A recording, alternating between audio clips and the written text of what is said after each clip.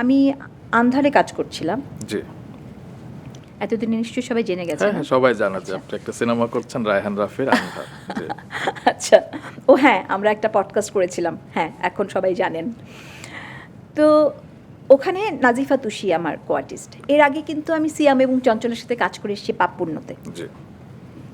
তো তুষির সাথে আমার কিন্তু পুরো শুটিংটাতে অনেক গল্প হয়েছে, অনেক কথা হয়েছে, এবং তুষি বারবারই খুব খুশি হয়ে বলেছে যে দেখেন একসাথে কাজ করছি তাই সুযোগটা হলো আপনার সাথে দেখা হওয়ার, কথা বলার।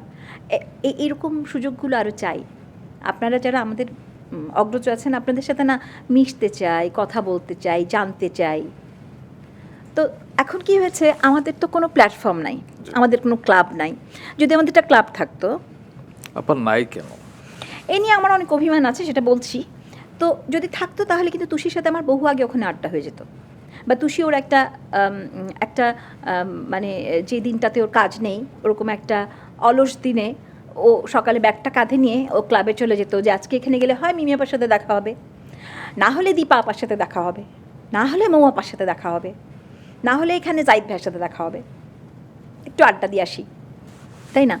কিন্তু ওর কি হয়, ওর একটা অলস দিনে হয়তো ও ঘরে বসে একটা বই পড়ে বা ভাবে যে আচ্ছা আমি কি অনেক একা, মানে সেটাই আমি জানি না, আমি এমনি বলছি, মানে তুষি ভাবে কিনা আমি জানি না, কিন্তু আমরা যে কেউ ভাবতে পারি। জি অবশ্যই, আমরা যে কেউ ভাবতে পারি। কারণ রুমান দেখো, এই যে আজকে এখানে আসলাম, আমার সারাদিন কিন্তু মনের মধ্যে একটা আনন্দ ছিল।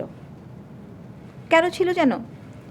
যে আমি এমন একটা জায়গায় যাব যেটা আসলে আমার জায়গা।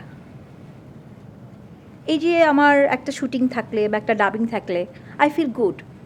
মনে হয় কি এটা আমার জায়গা, এখানে গেলে আমাদের মানুষদের সাথে আমার দেখা হবে, যার সাথে সংযোগ তৈরি করতে আমার কোনো কষ্ট হবে না, যে ক্ষেত্রটা তৈরি হয়েই আছে।